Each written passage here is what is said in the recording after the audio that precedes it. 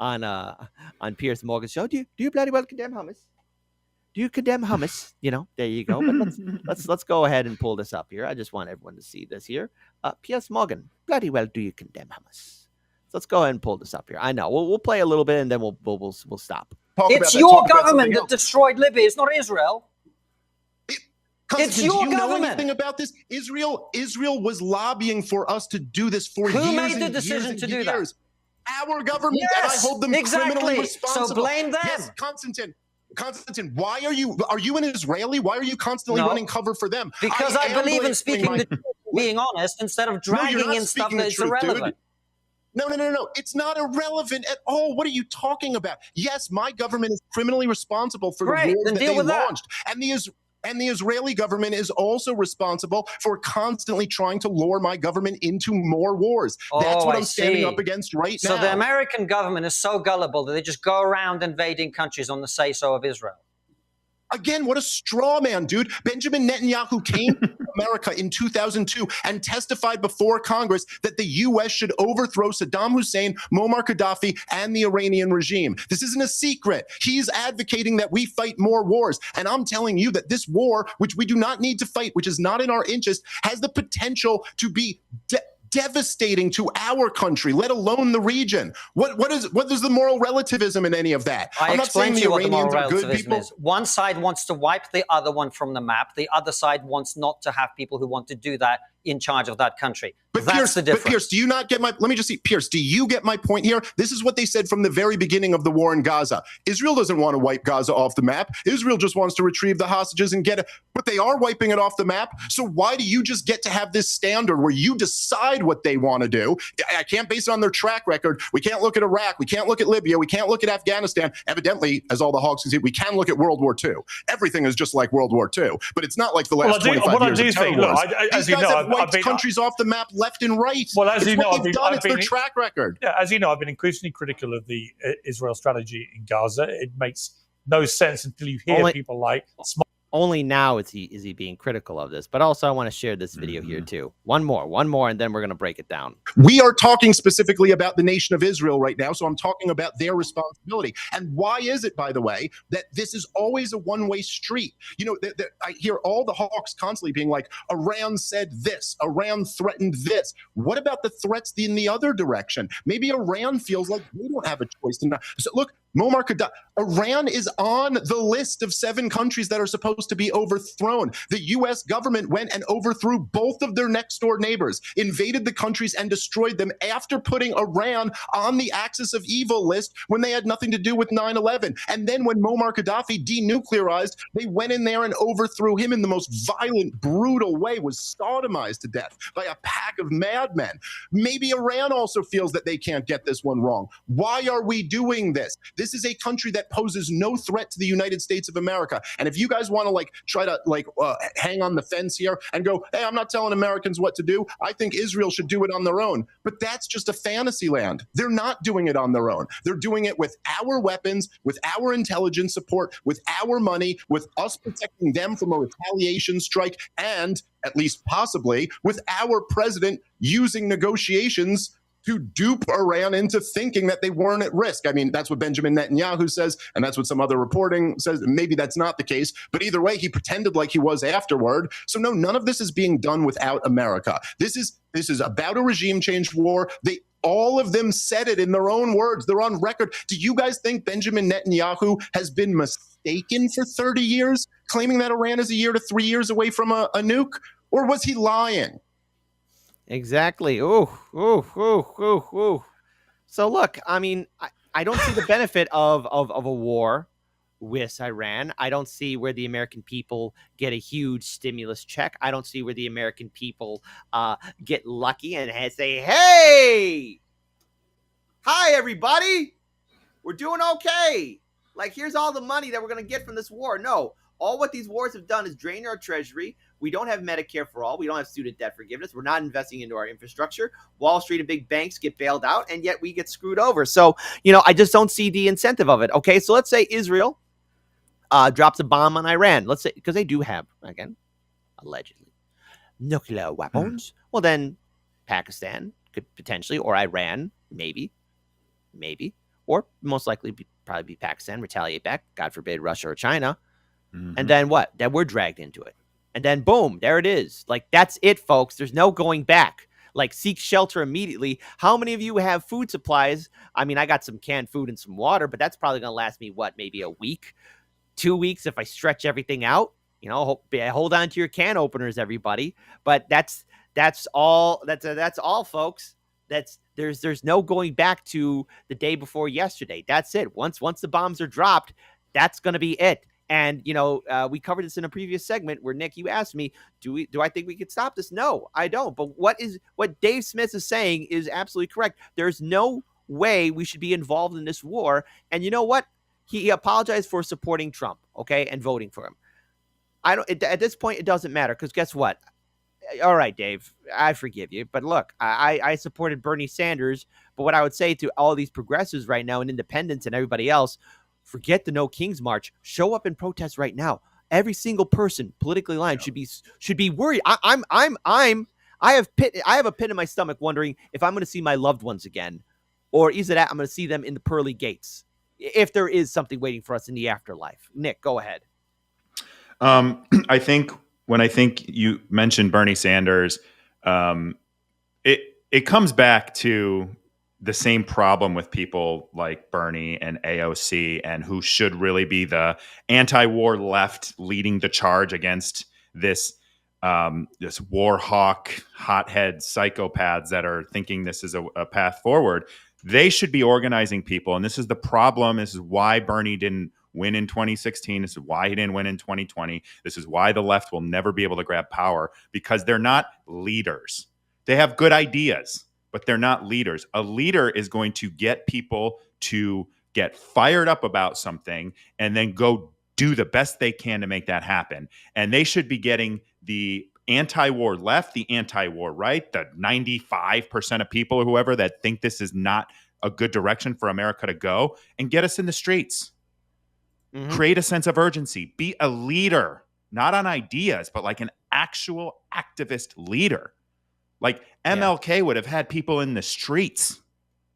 Exactly. We don't have that anymore. And we don't know how to protest. Yeah, exactly. We know how to have parades. You know what? And when I was there at the No Kings March protest, I was only there for a few. I don't know. I don't want to say I was there for a while, but I mean, I was debating about pulling out my camera. I mean, I was sort of like on the outside looking in, and I'm thinking, do I want to be there? Where was this energy 4 years ago? Anytime, where was it? And it was nowhere to be seen.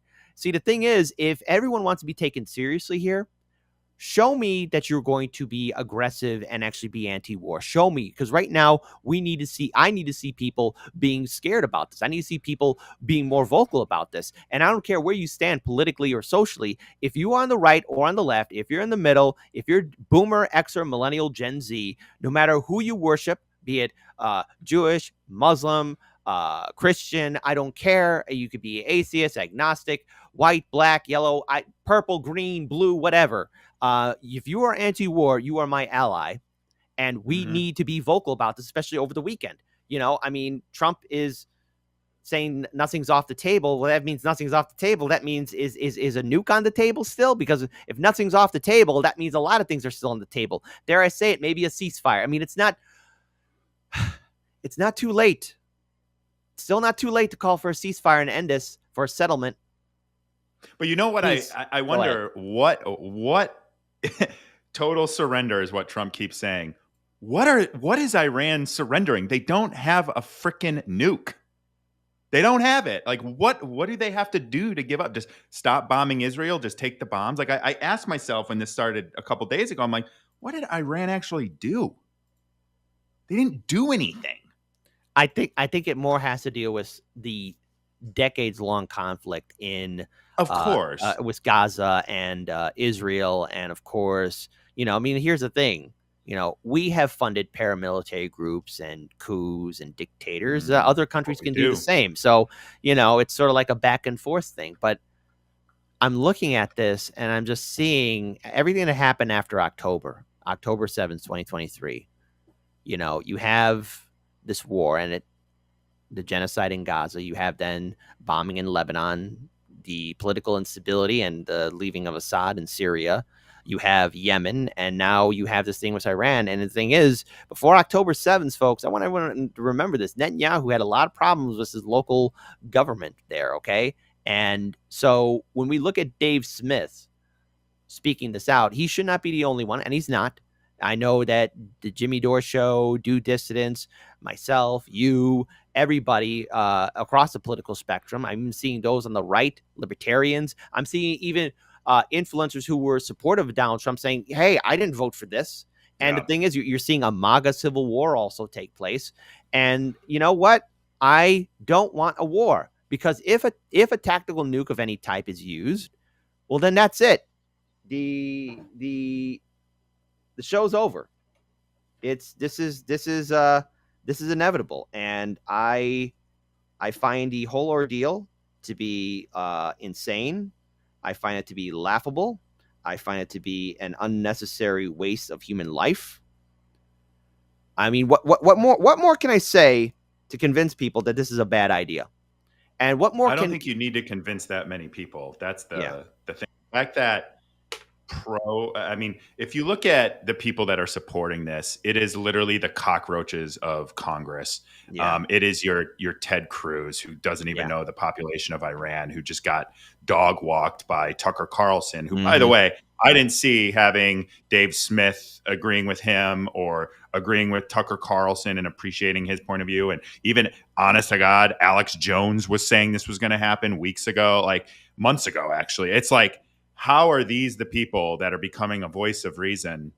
And I mean, it's just mind blowing to me. But the fact that you've got like Ted Cruz, Meghan McCain, Lindsey Graham was saying that, we should do whatever it takes to make sure that the nuclear threat is eliminated, and that we need to give bombs to Israel, and fly planes. What are you talking about, Lindsey Graham? Like, what a cockroach. These are the pro-war psychopaths that have this idea in their head of the American empire that just isn't accurate anymore. And they're going to try and sleepwalk us right into World War III. I don't even think we're sleepwalking anymore. I think we're marching right into World War III, so that they can be supportive of the people that pay to keep them in Congress. It's disgusting.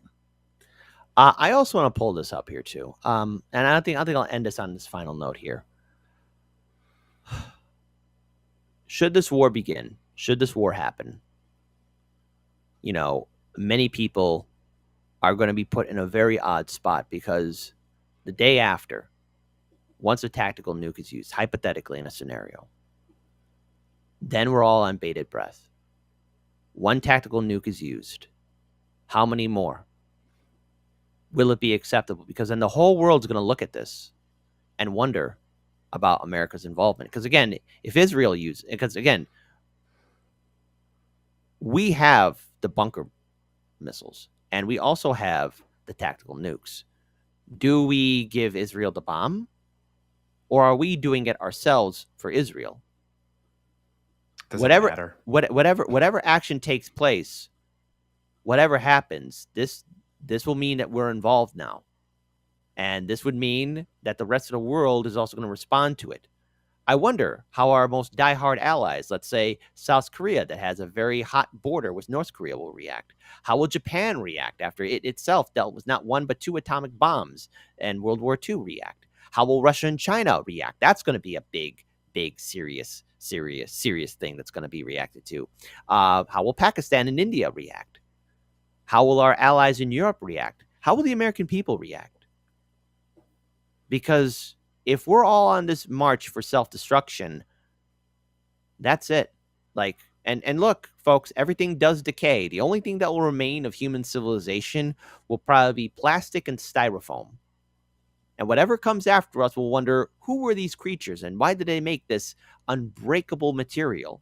They're never going to ask really more of, well, this was their legacy. Because again, it's going to show that we destroyed ourselves. Usually when there's a mass extinction event, it's the overwhelming power of nature.